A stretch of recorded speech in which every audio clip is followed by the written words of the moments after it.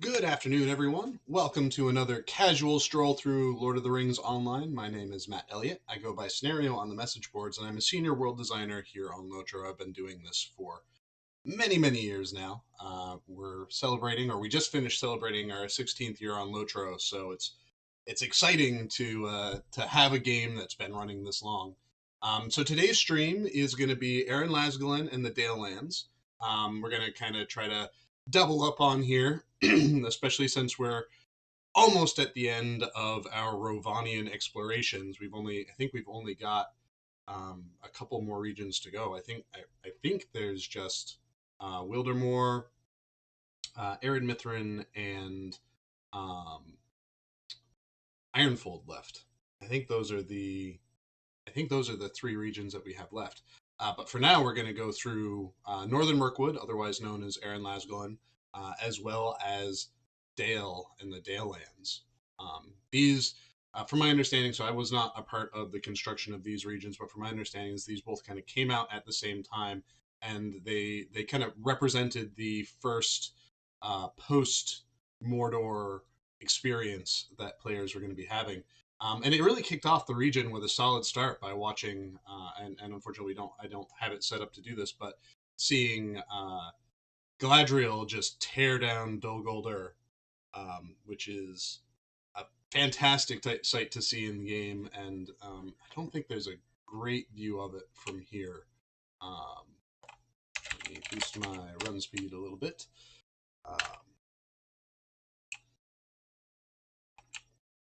I believe it's kind of meant to be down in that direction, and this is where you pick up after that story moment. So before I get too far into this stream, just to give everyone a reminder that this is a world design focused stream. So I'm happy to answer and talk about things regarding world design, level design, what goes into the research and development of the landscapes that we build here in Middle Earth. I'm not going to be able to answer questions for you in regards to things like game systems, classes, balance, what's going on with PvMP, what's going on with crafting updates, those sorts of things. Those aren't my area of expertise. So it's best that, I'm really not the one that answers those questions. You're better off asking those kinds of questions either on the message boards or waiting for a stream featuring one of the people from those teams. So yeah, with that in mind, I'm going to start our tour of Northern Mirkwood.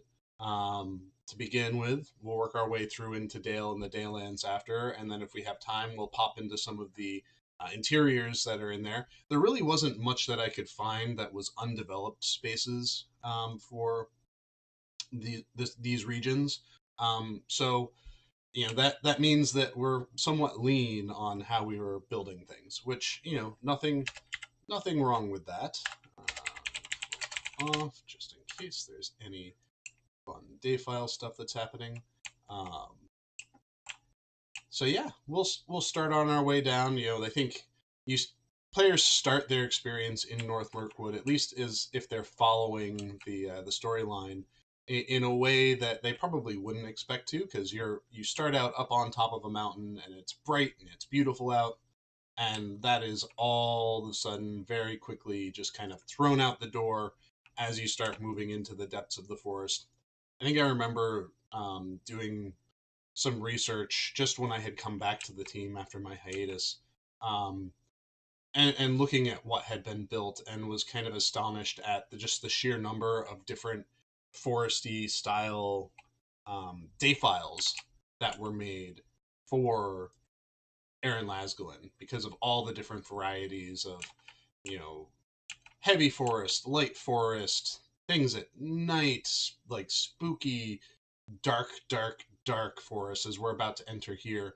And to some degree too, and while I know it's fitting the for the environment and for the stories being told in some of these spaces, I always found that there were aspects of Mirkwood that were almost unplayable too dark, like unplayably too dark, especially when there are quests that are asking you to follow a road and do that sort of thing, where it's just like you really can't see what's going on. And I think that's something that's like a balancing act that I think we had a little bit of an issue with in Mordor and in some other areas of the game as well. You know, where do we draw the line between an accurate representation of the lore in the game, and making a space playable?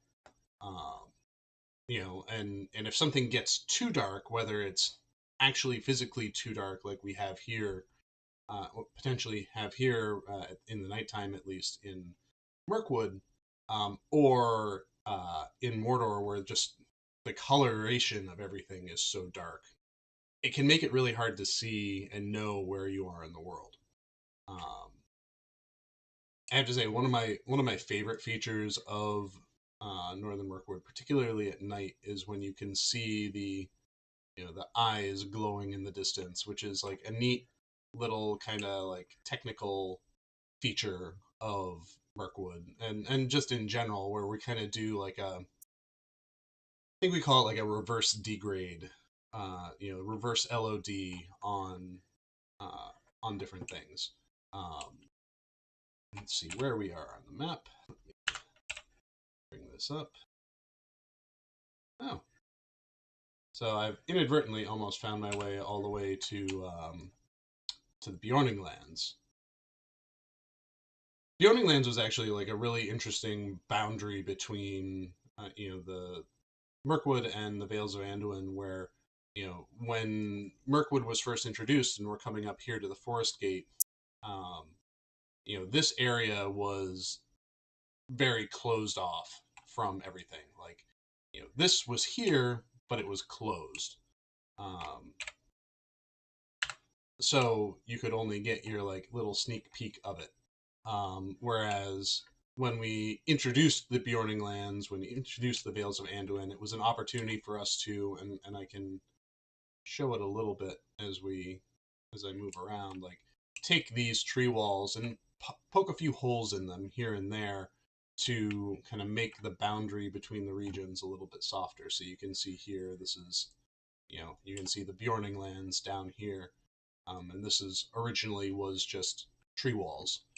Um, I do really, really love these trees. I think one of the things that, from the old forest into Eryn Lasgalen, like we've really done a great job of figuring out how to build this like dense canopied forest, and I think that feels great, and especially with the like variety of the trunks that we have here, there probably aren't a ton of different trees. I think there's maybe like 3 or 4 different types of trees in this forest, at least the big ones anyways.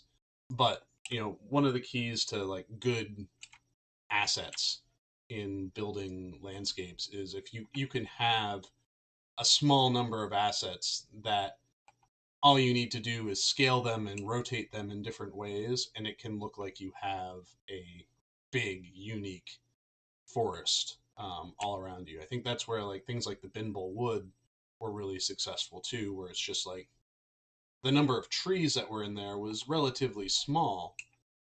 What do we got going on here? Oh, I bet you this guy is a roaming threat, right? Um, so yeah, like all you need is that small number of really solid assets, and you can create something that just looks really varied and really, really interesting with lots of great different silhouettes to it.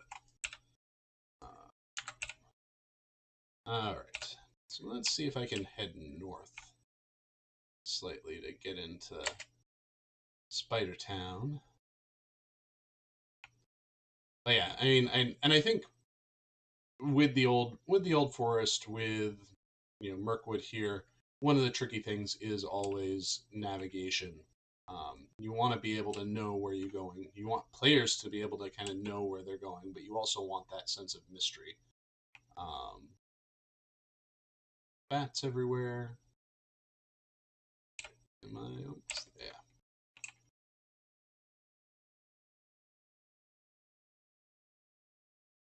So we'll run down in here.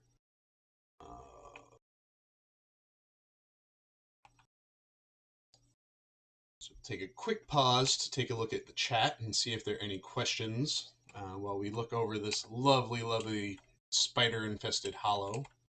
I do love these spiders. These, I think, where are you? Right here. These guys are some of my favorite spiders in the game. They just they look scary. They've got that little bit of glow to them. I think that's just they're a great presence. Um, anyway, so let's take a look at the chat real quick and see what's going on. Druid's Fire says this place fulfilled my hopes of what it would look like and feel like from reading the books, and I think we nailed that very well. There was only one thing I might try to push a little bit more is try to find a way to have a little bit more contrast in the space. Like our fog is very linear in how it progresses, and sometimes that fog can lead to things feeling pretty flat, and not in a like necessarily bad way, but you can tell when a progression of something is just a like average ramp, um, which is what our fog is, um, and so it doesn't really you don't really get a good sense of depth and extra additional darkness here and there. It like sometimes fog wants to feel like a volume more so than a linear ramp, and that's one of the things that I wish we had the better tools for, was different ways of managing and handling fog. We can place objects and entities down to simulate things like fog and mist and whatnot, but those aren't always as you can see them here, where it's like they're still just planes. They're not a necessarily a like programmatic feature. It'd also be great if we could have fog work in different directions too. Like right now, the fog works in a linear progression from where your character is out to in a straight line ahead, out to like a point where it just becomes all of that color. And it'd be great if we could change it so that the progression ramps, vertically instead of from the like those sorts of things. Um, and maybe someday we'll get that. Uh, Ponton Finberry says, I like in the areas and parts far off in the distance, you can see the eyes. Yep, that is, I think, one of my favorite features of Mirkwood is seeing those eyes glowing in the distance. You know, a piece of the story kind of come to life. That's something that was, oh hey, swimming spider. That was something that was just noted in the stories itself. The fact that as Bilbo and company were trudging through these forests, they couldn't see the creatures themselves that were lurking in the woods, but they could see their eyes glowing in the distance, and that kind of feature provides an ominous tone, um, that can kind of ramp up the scariness and the tension in a space without actually adding any real physical threat to it.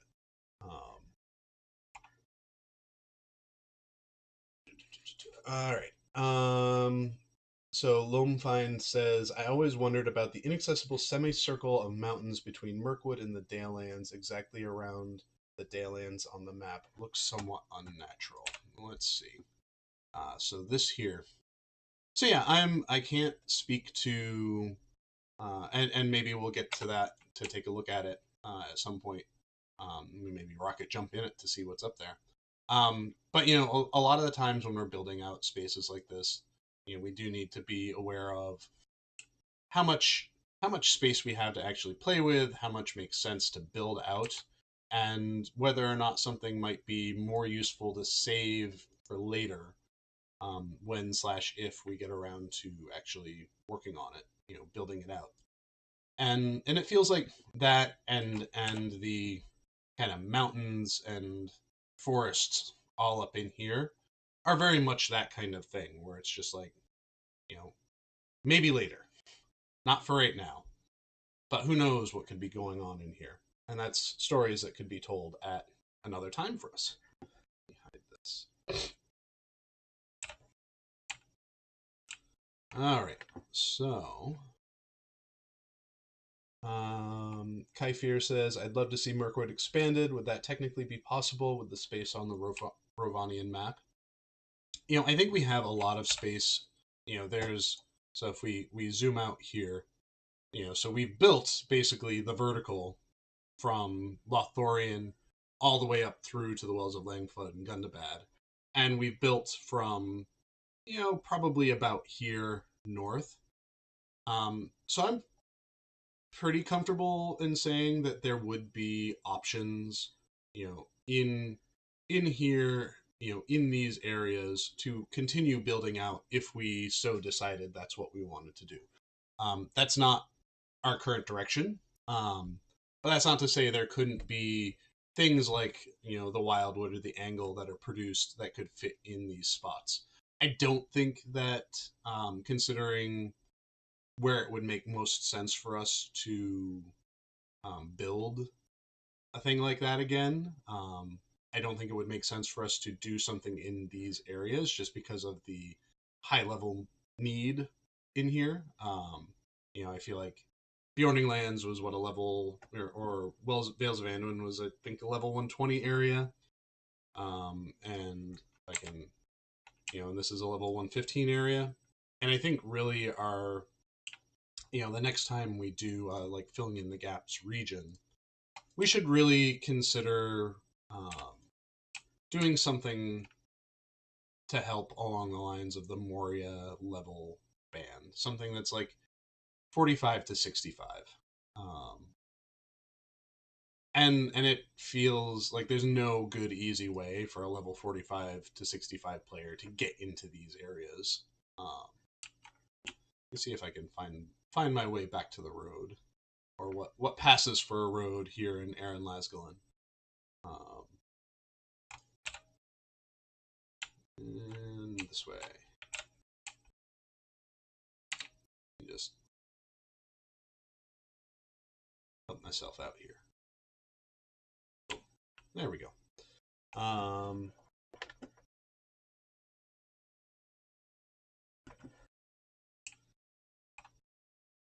So Druidfire says, so Kyvier says, Mountains of Mirkwood could be a cool potential locale, forested mountainsides with dells and inland lakes, maybe even some rustic wood elf settlements.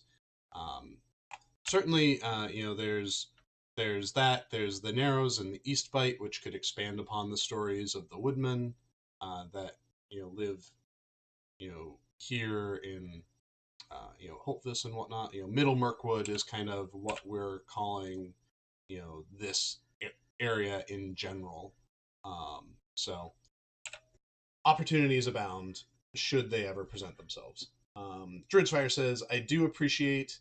Hold on. I do appreciate that the mobs are spaced enough far enough from the main path that you can race Lobies through to the Thoughts of Bilbo during the birthday event to get the birthday title.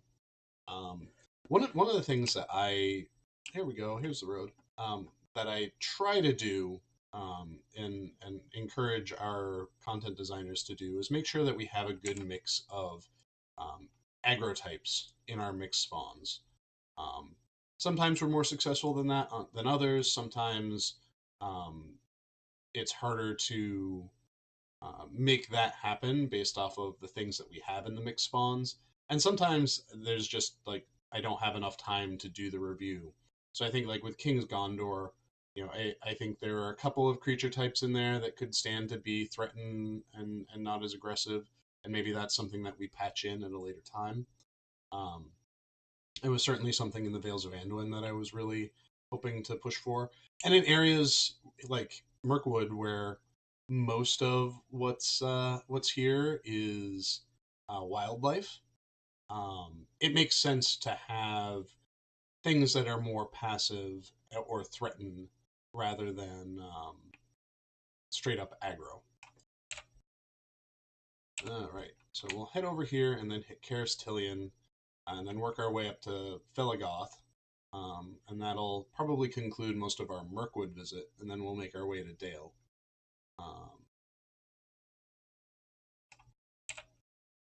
Almost there. I have to keep checking the map. So yeah, like this area that I'm in right now is one of the areas that I feel is like the least navigable. That's the word. The hardest to navigate in Mirkwood, just because of how how densely dark it is. Caristilian is this way. And it really needed a little bit more. Oh no, that's just the edge of the river. Right. It really needed a little bit more light to it. It whether that's the player key light that's on the player right now gets pushed out a little bit further, or the ambient is just boosted just a little bit so that you can really see some mid-ground silhouetting, which I think is like important for navigating through the space. Like you don't really like this is really, and I don't have any ambient settings set here, so like I really want to be able to just see a little bit more of a silhouette, a little bit more of a contour in this at this distance. Um, and those are easy adjustments for us to make if we ever felt we had the time or motivation to make such adjustments. But right now we are full on focused on getting update 36, update 38 landscape stuff all buttoned down. So we probably won't be able to get to those things if that's even like worth us doing. I'm not even talking about like major drastic changes, just like slight tweaks here and there to make things a little bit easier to navigate. Oh, I'm being told to drink. Today's drink is a ginger beer because I haven't had these in a while. A little bit spicier than normal ginger ale. But thank you for the reminder.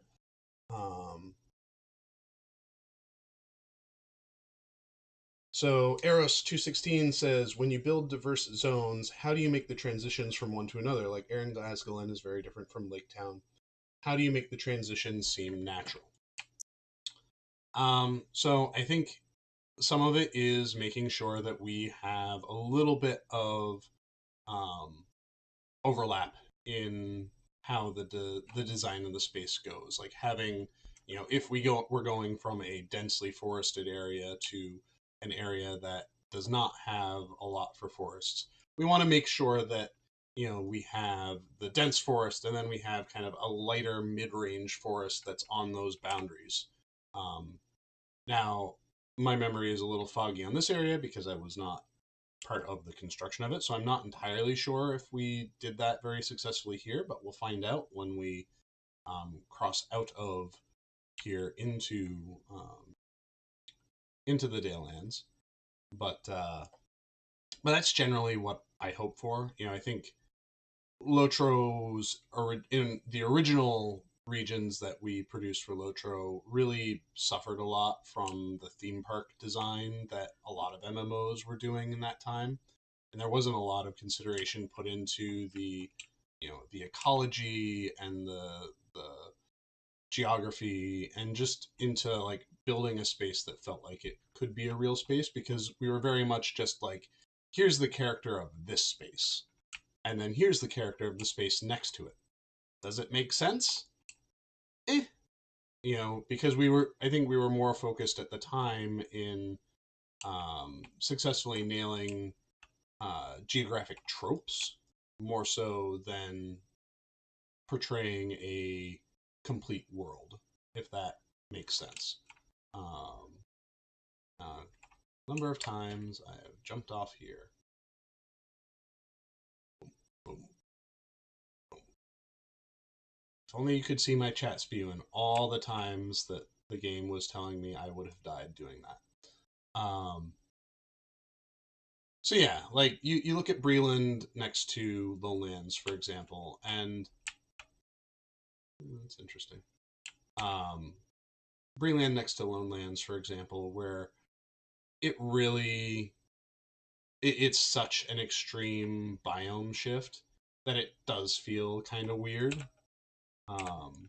And I think now if we were to build that, we would probably not have gone as arid and savanna like with the Lowlands. I think we could still push the concept of that, but I think it's just such a harsh transition from Breland's lush like Chetwood Forest and whatnot, and the Midgewater Marsh to what is the Lonelands. That like it could be better. Um, so I think there's much like when we're creating areas inside a region, like I think there's value in making sure we have a transition, or we have some consistency between um, regions, at when they where they overlap, where they might share some similar spaces.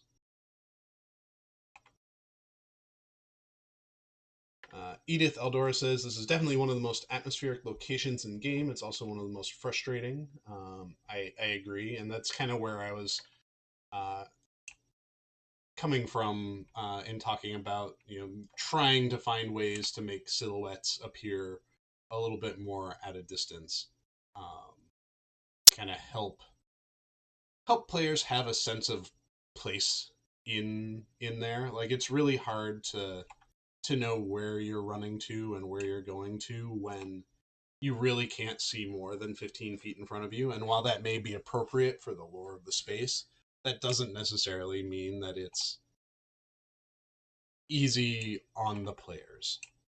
There's that balance between navigation and frustration, being accurate to the kind of world that we're building and being kind to, basically kind to our player base.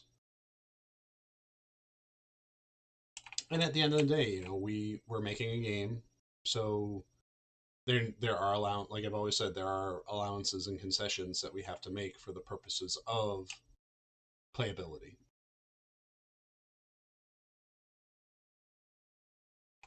This is a really interesting like interior space here. This is like, what if elves did Moria?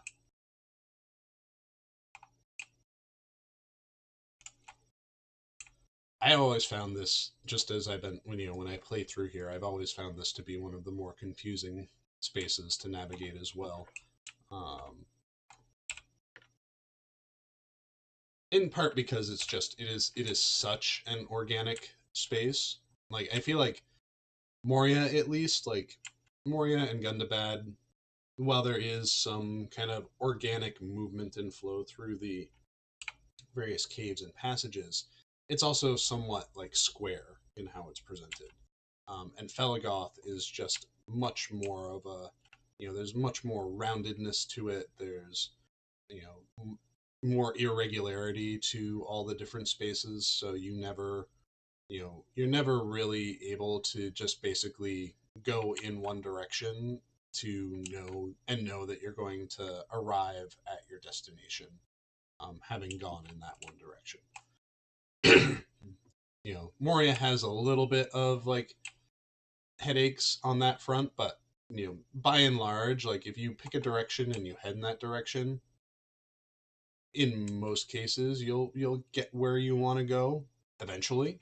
Um, I feel like in Felagoth, it's just such a windy space that it is really hard to know like where you're going to end up, how you're getting where you're getting to, that sort of thing. This is why I keep referencing the map, because I'm worried I'm gonna get lost. All right, I need to go south.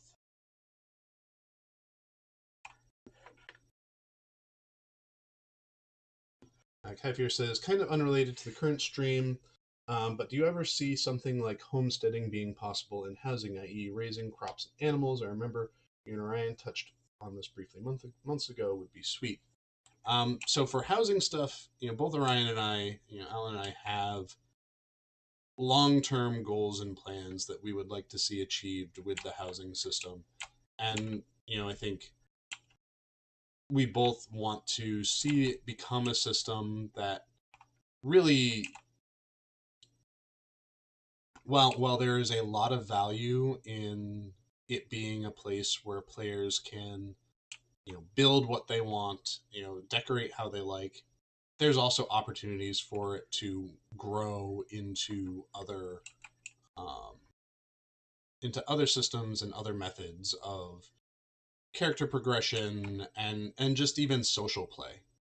We um, there was one pitch that a designer had made for housing years ago that he called the Victory Gardens, where it brought a little bit more of a like Animal Crossing style experience to Lotro, where it was, you'd have your own garden plot basically, and you could use it to, grow your own, unique crops and whatnot. And that was really interesting. I think we have the spec for it kicking around somewhere, but it's not something that we've done anything yet with. And some of that is because we kind of want to find a way to, get housing, get its systems, get some additional features that we want before we are able to really kind of grow it into something that's more robust. I think there are some low hanging feature fruit basically that we'd we'd like to see before where am I? That we'd like to see before we dig too deep into asking for more stuff.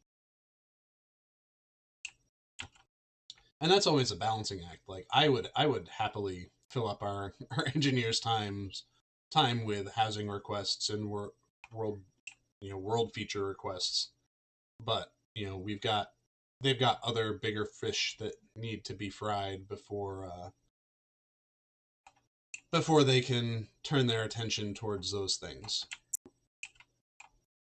All right, so I think at this point I'm gonna try to work my way. Actually, here we go.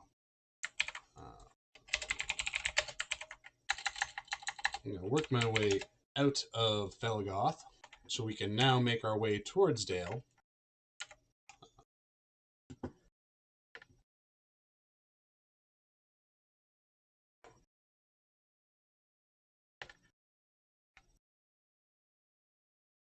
So while I'm running, so yeah, there was a comment from Edith Alora saying that players can also adjust their own ambient settings if need be. And while that is true, um, I think it's beneficial to try to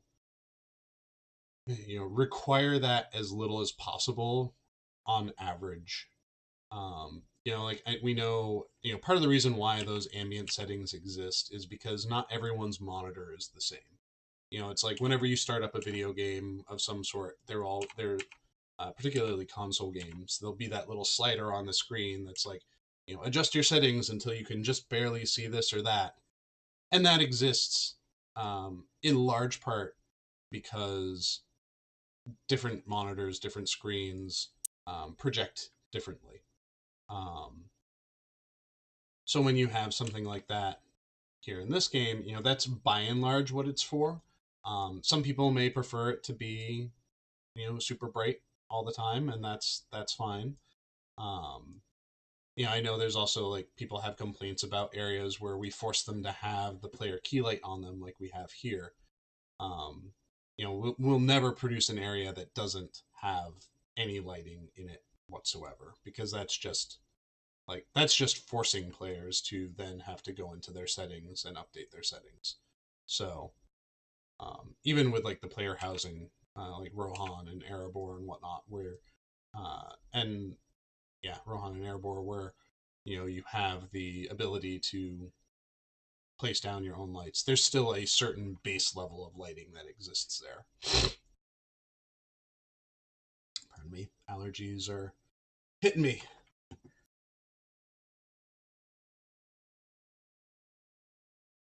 All right, let's see. Kaifir says, when do you think Lotro started to get away from theme park design as a dev? Maybe Moria, maybe as soon as Evendim, or slow evolution across all of these. So I think probably after we launched the game, after we launched Shadows of Angmar, and it became a live service is sort of where I think we took a step back and started thinking about trying to build things a little bit more realistically. The Evendim and Foreshell, we tried to have that progression between the two. Certainly from North Downs um, to Fields of Fornost into Evendim, like there was kind of that overlap of kind of gloomy, spooky um, landscape. Let's change that.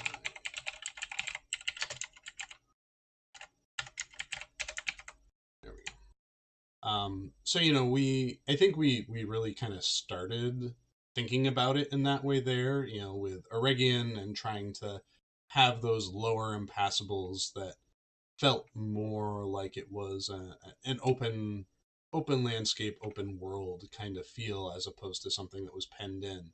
And then I feel like everything after that is just kind of like naturally growing here and there.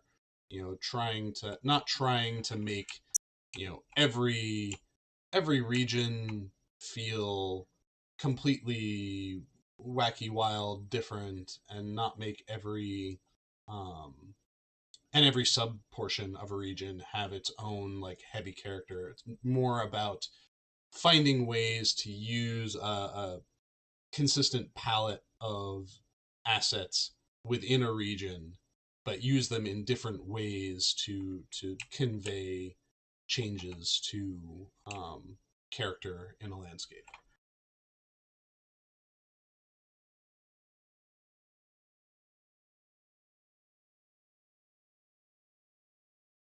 Edith says, as a city slicker, I've never noticed any unnaturalness about terrain and biome shifts.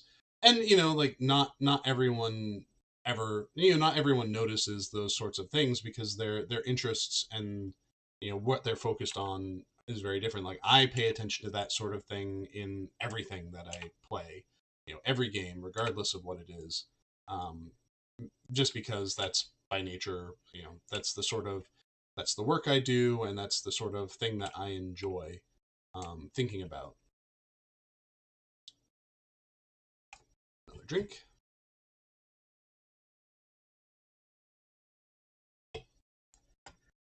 So yeah, as you can, we'll talk a little bit about it here.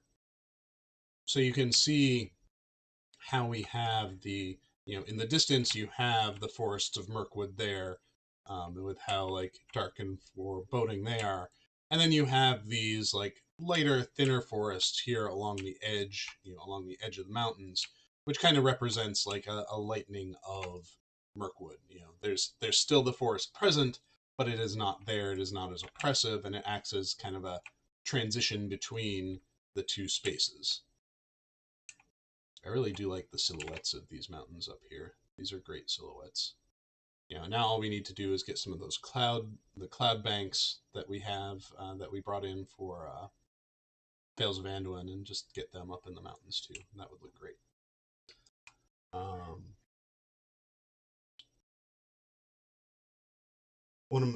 Lost Shire Hobbit says, one of my best friends loved Felagoth. How did the idea to include it come about, and where did the name come from? So Felagoth is, it's part of the lore.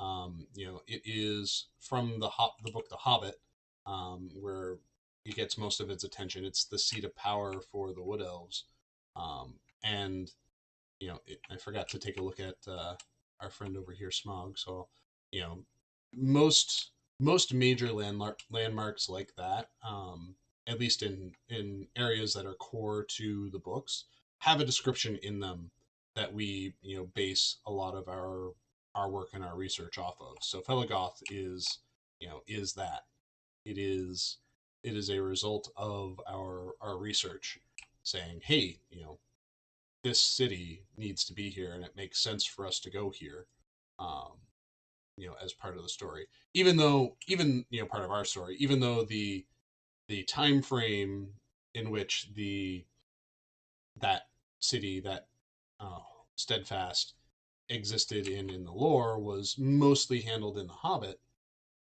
The introduction of it in our current timeline, the post Ring Drop Moria timeline, or Mordor timeline, like it made sense.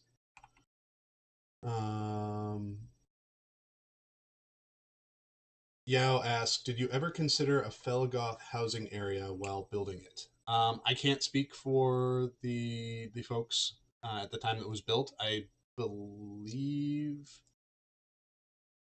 I don't know how often the team was thinking about housing areas. Like I'm always thinking about housing areas. I've got specs and whatnot up the wazoo for all the different things that we could do with housing.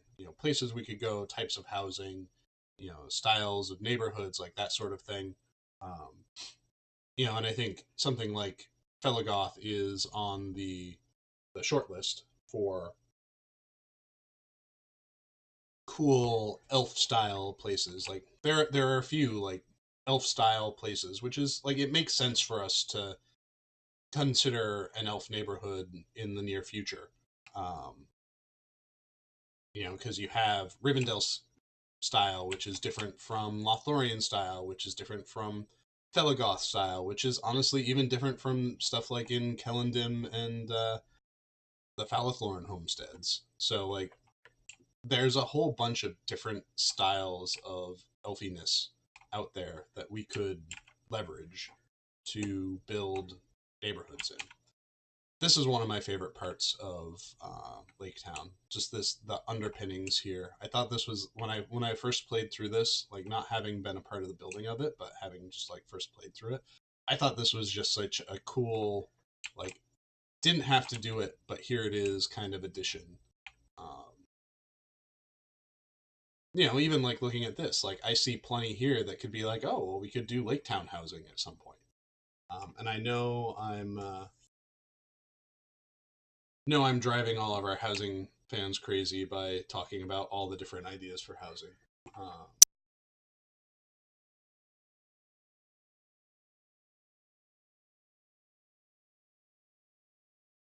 Uh, Druid's Fire says, legit wish there was a stable master at Logland. I think so that speaks to something that's like frustrated me very much playing through Gondor, and how sparse the stable masters are in comparison to the number of hubs there are. Like there are a lot of towns and villages that function as quest hubs, um, but very few of them actually have stable masters, and that's always been somewhat frustrating to me. Um, because I feel like if something is feels important enough to be a hub, then it probably should have like a major city or town or like it like yeah the and we'll talk more about it when I get to doing the stream through Gondor and whatnot, but it's definitely a case of like excuse me, a case of like this needs more hubs. Like we need more stable masters. um the and it's interesting like the differences too, because like you look at something like Moria, and Moria has a ton of stable masters, but they're just not well connected at all.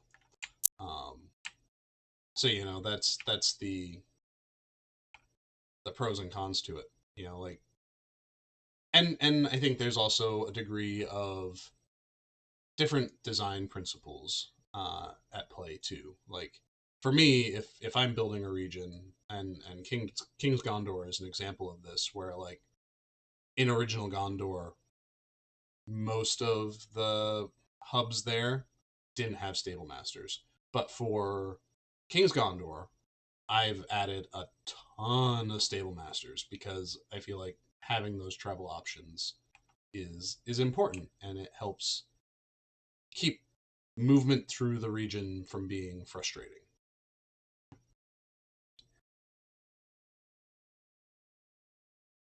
Let's see.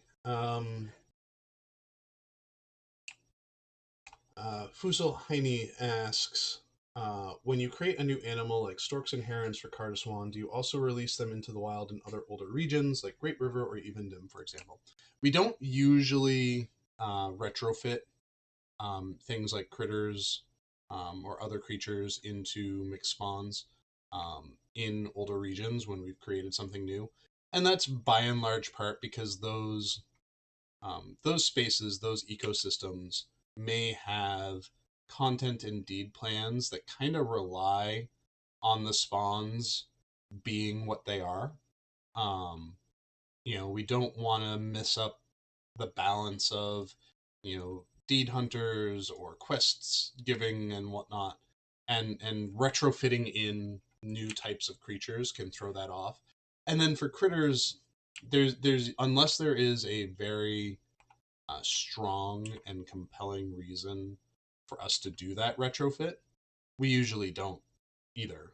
We want to, make those new regions feel new and special. And part of what helps a new region feel new and special is if it has new looks and feels for things. Like we had the bees and wasps, which are brand new creatures that use sickle flies as kind of a base and inspiration, but we didn't really want to go through and retrofit like bees and wasps into something like the Shire because when we introduced them in the Bjorning lands, we wanted them to be something that was new and exciting for the Bjorning lands.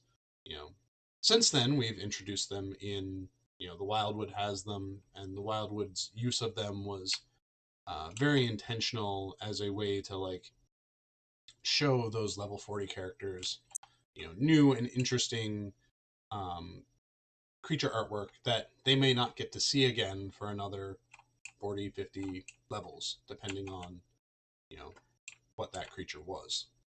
So yeah. Um, Eros 216 says, if time and resources allowed, would there be any changes you would make to this zone? I'm assuming at the time this was asked, it was talking about um, Mirkwood. And I think, the biggest thing for me would be adjusting, lighting a little bit in there to help improve navigation through the space because it can be a very oppressive space, and that's something that I try to be somewhat aware of as we're building like oppressive spaces is to find ways to give players breaks from that. That's why Gundabad is a bit better lit, but also like you bop in and out from being in the caves to out on landscape just to mix things up a little bit. Um,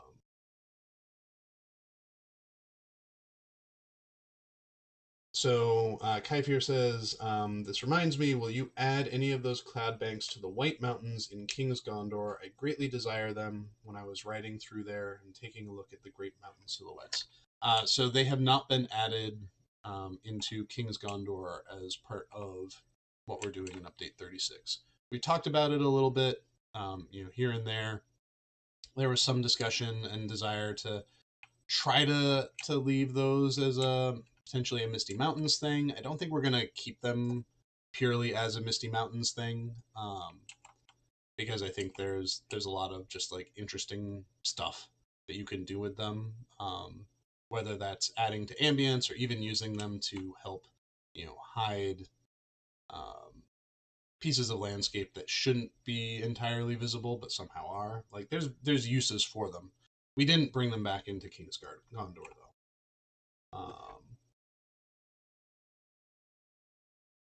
So Ellery H says more direct routes to the 21st Hall from major hubs would be great.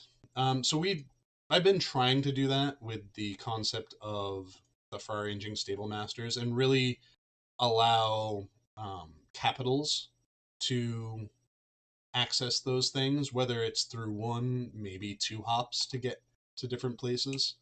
Um, that idea being like you could look at a stable master, and if it's a blue horse, like that's going to be able to take you outside of the region in some way. Um, I think there's no shortage of travel skills in the game now, whether that's through stable masters, through milestones. I think through the collections panel, which has its own costs associated with it. But if you look like here at Erebor, for example, this is a mission recruiter, so that's not going to be too helpful. Where's my other stable master? So this guy, for example, he's got Gundabad access, he's got Elder Slade, he's got Minas Tirith. So there's a lot of places you can get, and it may take you one extra hop to get there. And I think that's okay. Requiring a hop or two to get where you need to go, I think is okay. Is it ideal? Depends on who you ask. But I don't want to trivialize the world too much. Making it a little bit easier here and there to move around, I'm good with. But point click go, unless we had kind of a major overhaul to how our travel systems worked, to make it easier on our end to provide all of those kind of routes without making me sad for weeks. I think until we have that kind of overhaul, it's not really realistic to be able to think of being able to connect everywhere together all the time. At least in a way that isn't just a like stable master collection kind of thing. Talrian asks, do you ever consider when going into a new region that players should work to get the services in the new region, like unlock some of the Dol Amroth dailies back in the day with the Ringlore of Eregion, Filicule, Bounder's Bounty, etc. Like X number of quests were done, X number of characters were here. Now the town will get a stable master. So we've done that here and there. Hitbolt is very much kind of an example of a progressive town. I think the the shorthand that we often use when talking about that sort of thing is making your own Normandy. Like from Mass Effect, where Normandy was your home base kind of thing. So we sometimes think about those sorts of things. Like I said, Hitbolt's the main one. Lindleby, for example, you have to do the quests in Lindleby up to a certain point in order to get access to the Stable Master. But sometimes those things are a tough balancing act, though, because you don't want to. And this is something that back in the day when things like Foreshell or um, Eregion were the air quotes end game of a space, it made sense to have certain rewards gated behind um, progression through quests or deeds in an area.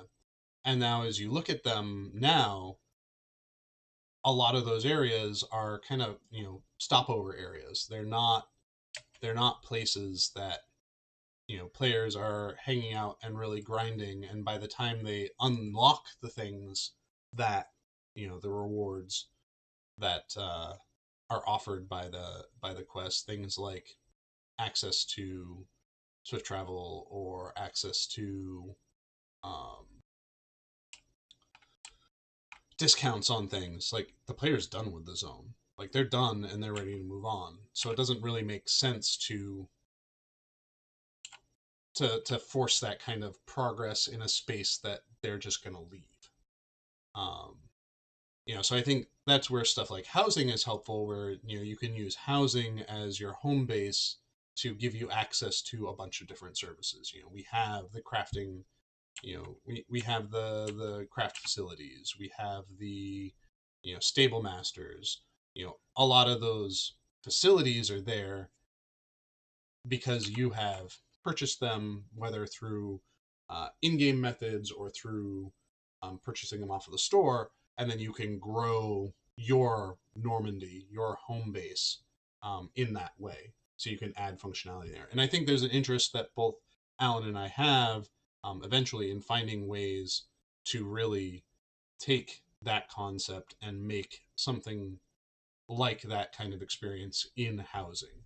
Um, I have a spec that I'm kind of like sitting and waiting for the right time to build that kind of helps you, lets you build your own home, and within the confines of what we can do in game, and then use that as your home base. We've talked about how to do events, different kind of events in your own home space. How could you do separate, specific festivals and whatnot for your own home, not just for the neighborhood at large or the world at large, but it's something that you're hosting at your own home that can kind of be like, I flip a switch, whether that's I completed some content, that sort of thing. So it's stuff that we are thinking about, but other things are higher priority, things, because we need the engineering support. So a lot of our engineering effort is heavily tasked now on making sure that we're working on lag issues and whatnot, and that means that some of the things that we would like to do with things like the housing system are not as high priority as what the main focuses of our engineering teams are.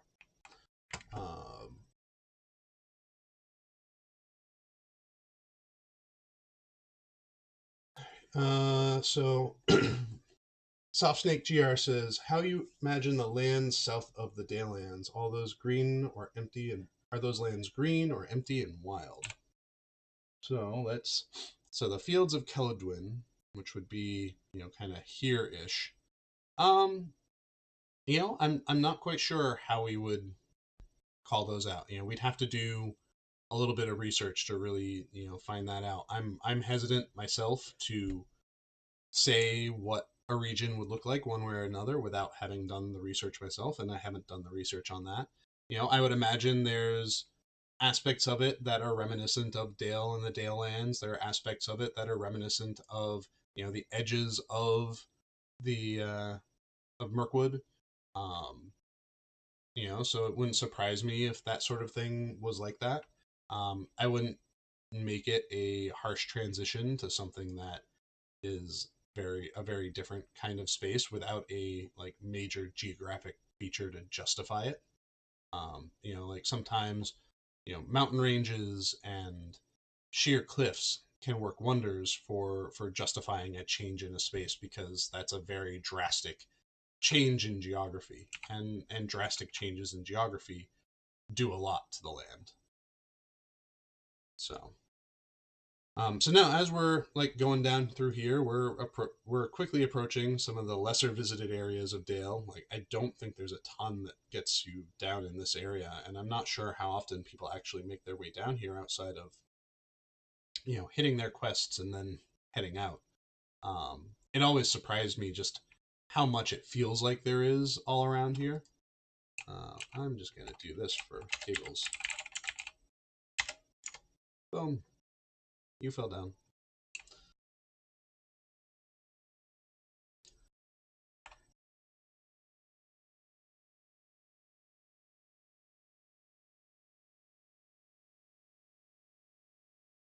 All right, so let's take a look at a couple more questions. So Arrow says, sound like we have a Mass Effect fan here. Well, I think there are certainly, I think looking at any game, as a designer, you should be able to look at a game and be able to know, like, and be able to think objectively, like, wow, this game did this thing good, or this game did and I think one of the things that a lot of people really gravitated towards, and I'm gonna talk while I swim across the river to get to the gate here, the south gate, to wrap up the stream. I think one of the things that Mass Effect did really effectively is make it feel like your home base was a space that kind of evolved with your game, and it's pretty aspirational. Um, I think people like that feeling of, um, my actions caused these changes, and from the perspective of scope, it's a lot easier to think about, you know, having your efforts in game um, affect a smaller space. That's a lot easier to accomplish than it is to have it be a like whole world change. Um, And so like a lot of what they did in Mass Effect, while it felt like you were doing a lot in your own space, it was really only affecting that spaceship. And I think that's really appealing. You can get a lot of mileage out of that.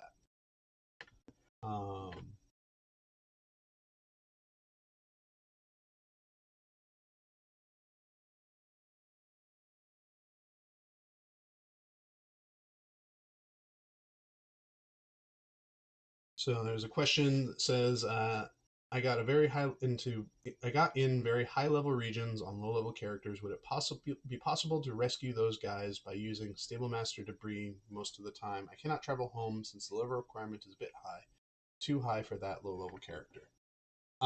If there are kind of like escape routes that feel like the level requirement on them is too high, like if there is a Bree Town travel route that is level 60 requirement, that should really be like a level 5 requirement. Feel free to file bugs on it, and that's stuff that we can take a look at.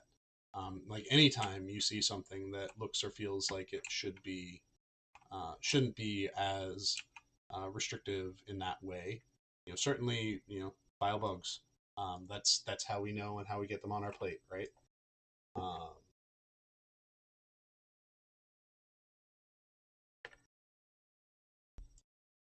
lots of people have questions about what I was talking about, building your own home. I can't talk about details about it, just because it's something that we're still figuring out the spec on, and we don't really have a timetable for when we want to do something like that. It's an idea that's in our heads, and we've put some of those ideas on paper, but that's about as far as it's gotten right now.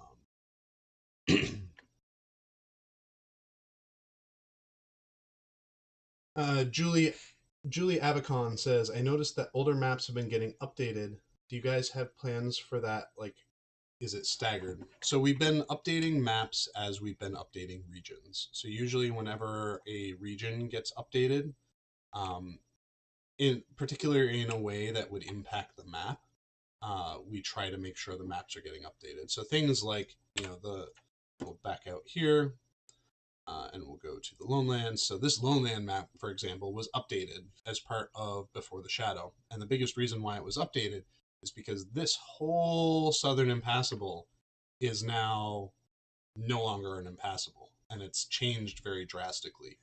And it didn't make sense to try to update the old style, in part because like I think there's even difficulty in finding some of those old style maps. The methods that were used to make them, they may not even like look the same, so it's a little bit easier to just update to a new consistent style throughout. That's why the angle is what it is. That's why the Trollshaws map got updated. These were all done to help it be a consistent style that makes it a little bit easier to work with when we need to do map updates.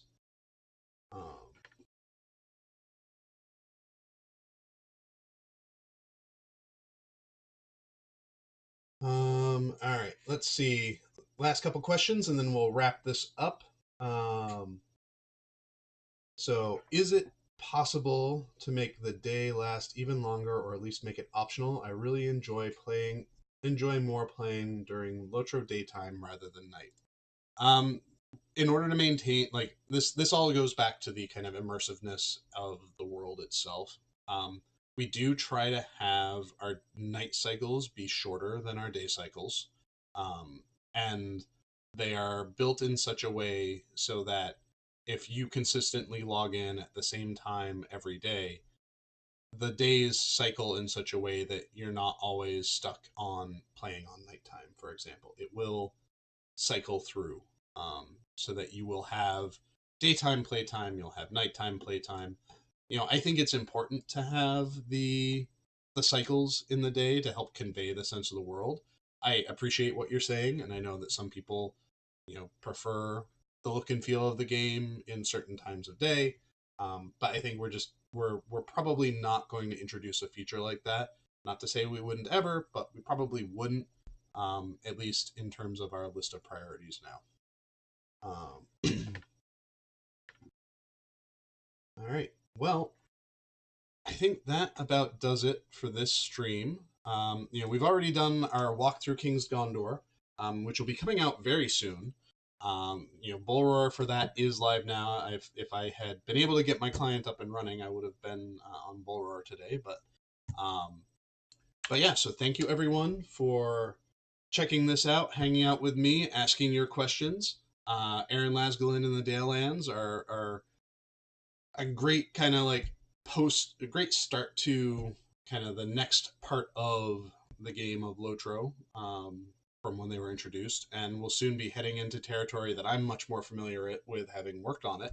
Um, so yeah, I think our next one will probably either be Arid Mithrin, Ironfold, or Wildermore, one of those three. We're getting close to being done with Orvanian, and then we can move on to Gondor and Mordor, which will be a lot of fun, and there will be a poll coming out for that. In the meantime, for those of you that are interested, like I mentioned before, Bull Roar is up and running. Is Bull Roar 3. King's Gondor is on there. We've got landscape difficulty changes on there. I think the biggest thing that is not available on it right now is the main storyline for that update. That, as we usually do, keep it hidden. But anyways, so thank you everyone for hanging out. I'll let you go now and have a great afternoon.